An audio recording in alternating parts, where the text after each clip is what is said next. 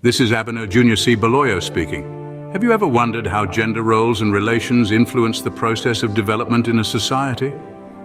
This forms the crux of the gender and development theory, abbreviated as GAD. Today we dive deep into this concept, exploring its principles through real-world examples.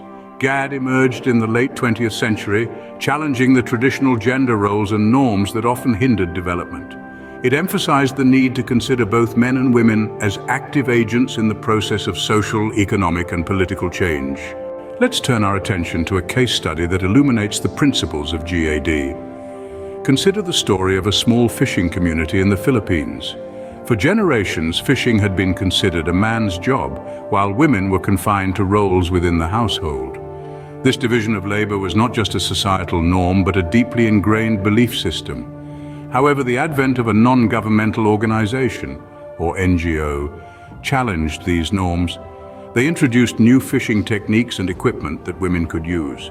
They also conducted workshops to educate the community about the importance of women's participation in economic activities. Over time, the community began to see a change. Women were no longer confined to their homes.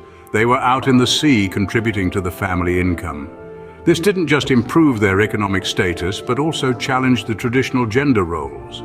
Women gained newfound respect and recognition in their community.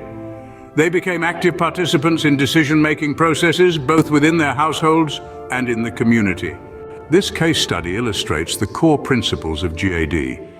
It shows that gender is not just about biological differences between men and women. It's about the roles, responsibilities, and expectations society assigns to each gender. And these roles can change. They can evolve, influencing the process of development. It also highlights the need for active participation of both genders in development.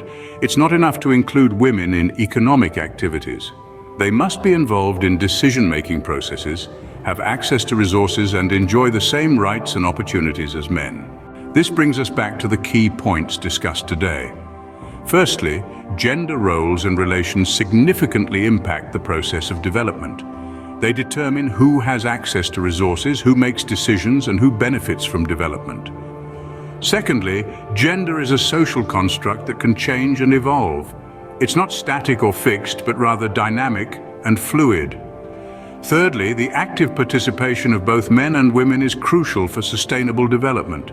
It's not just about economic participation, but also about active involvement in decision-making processes.